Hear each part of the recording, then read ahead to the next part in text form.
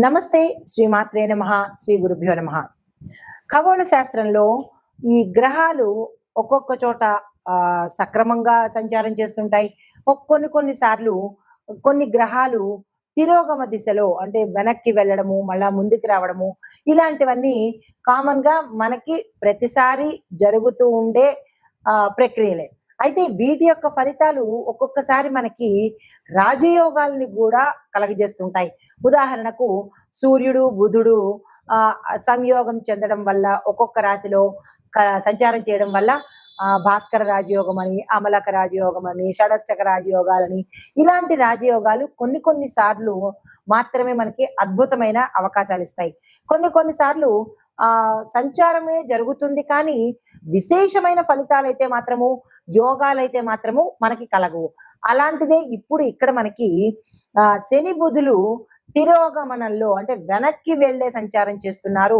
అది జూలై 13వ తారీఖున మొదలుపెట్టి శని మీన రాశిలో తన తిరోగమన దశలో అంటే తిరిగి మళ్ళా వెనక్కి వెళ్లే దశలో సంచారం మొదలుపెట్టాడు. అయితే ఇది ఎప్పటి వరకు ఉంటుందంటే ఈ సంవత్సరం నవంబర్ 15 వరకు ఈ ప్రక్రియ కొనసాగుతూనే ఉంటుందన్నమాట.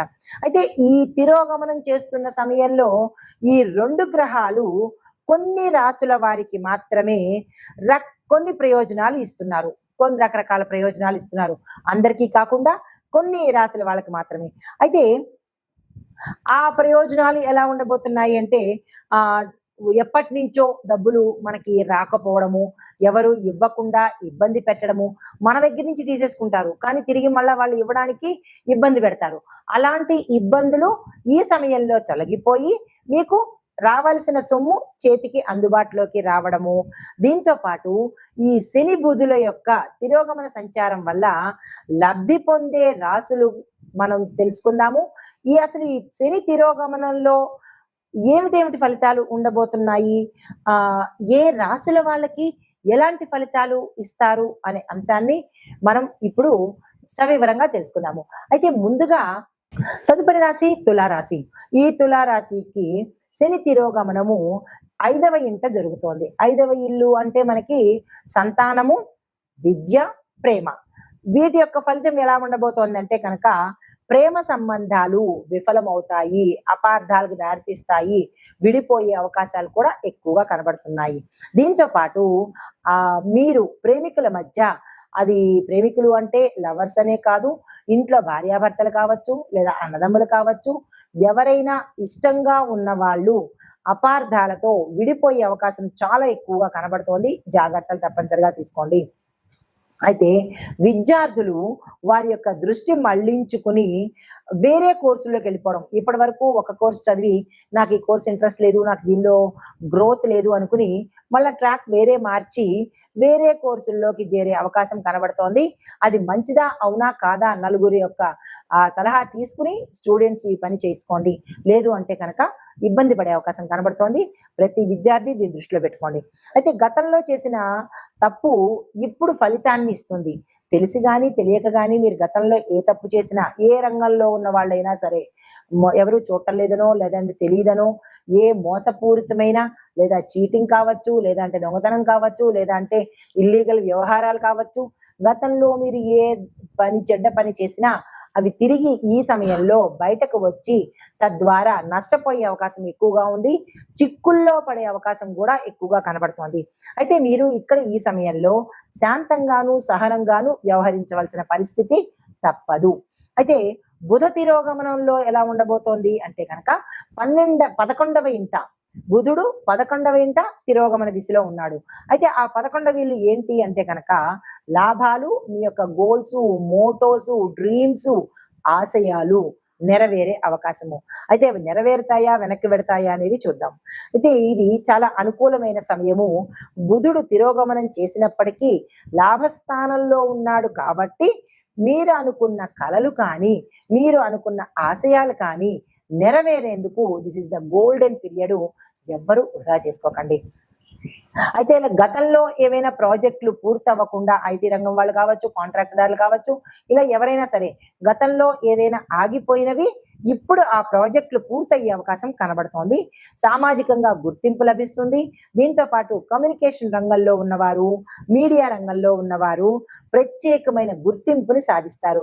మీకు ఒక పేరు, ఫేము, ఐడెంటిఫికేషన్ వచ్చే అవకాశం కనబడుతుంది. అయితే మరి లాభపడే అంశాలు ఏమిటి అంటే కనుక ప్రేమ సంబంధ విషయాలలో పాత సమస్యలు పరిష్కారానికి వస్తాయి. తర్వాత విద్యార్థులకు మీ యొక్క రీక్యాప్ వల్ల అంటే పునరాలోచన వల్ల విజయాలు సాధిస్తారు. సోషల్ వర్క్ సర్కిల్లో ఉన్న వాళ్లకు పేరు ప్రఖ్యాతలు వచ్చే అవకాశం కనబడుతోంది. దీంతో పాటు పాత నిధులు అంటే మీరు గుప్త నిధులు అంటారు కదా, అలాంటివి ఏవైనా మీకు తిరిగి ఫండింగ్స్ కానీ లేదా ఆకస్మిక ధనం కానీ ఇలాంటివి ఏమైనా తిరిగి వచ్చే అవకాశము. దీంతో పాటుగా మీకు వ్యాపారంలో లాభాలు వచ్చే అవకాశం చాలా ఎక్కువగా కనబడుతోంది. అయితే మరి జాగ్రత్తలు దేనిలో తీసుకోవాలి అంటే భావోద్వేగాలు, కోపము, అగ్రెసివ్ నేచరు, యాటిట్యూడు, ఈగోలు ఇలాంటివి ఏమైనా ఉంటే కనుక అవి తీసి అవతల పారేసి ఇప్పుడు కంట్రోల్ చేసుకునే ప్రయత్నం చేసుకోండి, నియంత్రించుకోండి, తప్పదు. అయితే సంతానం యొక్క ఆరోగ్యం పట్ల శ్రద్ధ వహించండి. వారి యొక్క అనారోగ్య స్థితి మీకు ఎక్కువగా ఇబ్బంది పెట్టేటట్టుగా కనబడుతోంది. తర్వాత వాగ్వాదాలకు వెళ్ళవలసి వస్తే ఫైటింగ్ కానీ, తగాదాలకు కానీ, లేదంటే వాదనలో కానీ వెళ్ళినట్టయితే మీ పరువు పోయే అవకాశం ఉంది. కాబట్టి వాదనకు దూరంగా ఉండే ప్రయత్నం చేసుకోండి. అయితే మీకు చెప్పదగిన పరిహారము, శని గ్రహానికి శాంతి కోసము శని భగవానుడికి శనివారం రోజు తైలాభిషేకం తప్పనిసరిగా చేయించుకోండి. అది నువ్వుల నూనెతో కావచ్చు, తెల్లలతో అనగా నల్ల నువ్వులతో కూడా మీ పేరిట అభిషేకం చేసుకోండి. మళ్ళా చెప్తున్నాను, శని భగవానుడికి పాదాలు చూసే చెయ్యండి, ముఖం అస్సలు చూడకండి. చూస్తే మళ్ళా మీ కష్టాలు మీకు తిరిగి మళ్ళా మీ బ్యాగులో వస్తాయి. అయితే బుధవారం రోజు ఆకుపచ్చ వస్త్రాలను దానంగా ఇవ్వండి.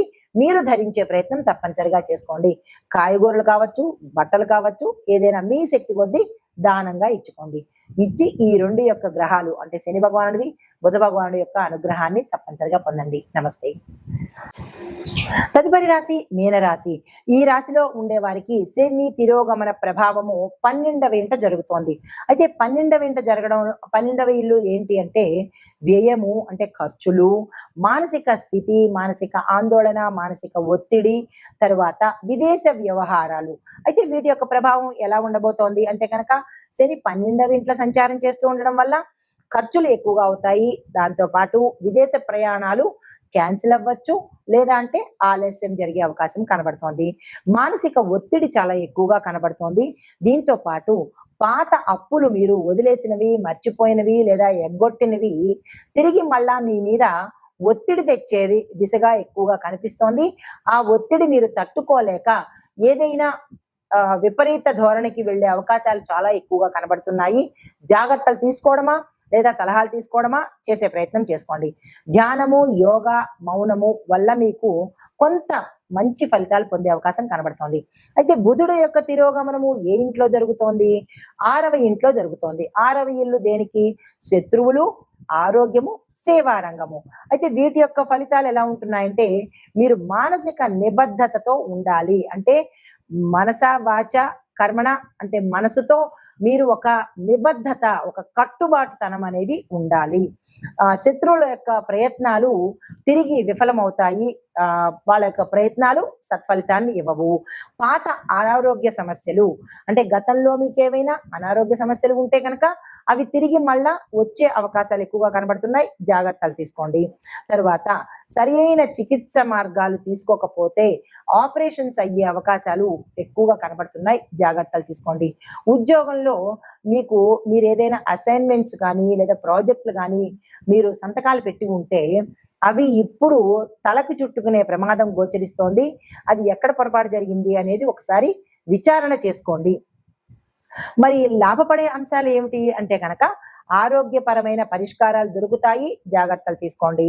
ఉద్యోగంలో పునర్వ్యవస్థీకరణ అంటే మళ్ళా మీరు తిరిగి దాన్ని అందుబాటులోకి తెచ్చుకునే ప్రయత్నం చేసుకోండి. తర్వాత పోటీ పరీక్షల్లో సక్సెస్ సాధిస్తారు, ర్యాంక్ సాధిస్తారు విద్యార్థులు. తర్వాత మీలో ఆత్మశక్తి ఎక్కువగా పెరుగుతుంది. మరి జాగ్రత్తలు ఎక్కడ తీసుకోవాలి అంటే కనుక ఖర్చుల దగ్గర జాగ్రత్తలు తీసుకోండి, నియంత్రించుకునే ప్రయత్నం చేసుకోండి. తర్వాత ప్రయాణాలు చేసేటప్పుడు బళ్ళ మీద కావచ్చు లేదా వేరే వాహనంలో కావచ్చు, ప్రయాణాలు కొంచెం యాక్సిడెంట్స్కి, ప్రమాదాలకి గురి అయ్యేటట్టుగా కనబడుతోంది. జాగ్రత్తలు తీసుకోండి. తర్వాత ఆపరేషన్స్ అయ్యే అవకాశాలు కూడా ఎక్కువగా కనబడుతున్నాయి.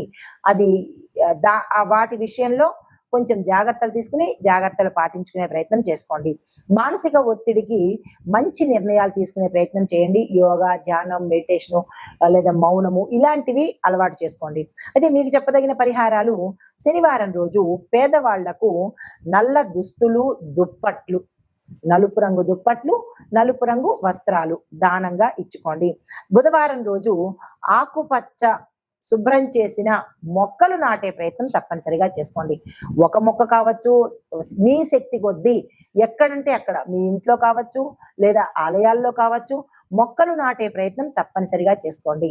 అది బుధ ప్రీతి కోసము. ఇవి ఈ రాశిలో ఉండేవారికి శని బుధల యొక్క తిరోగమనం యొక్క ఫలితాలు, పరిహారాలు, సూచనలు. నమస్తే.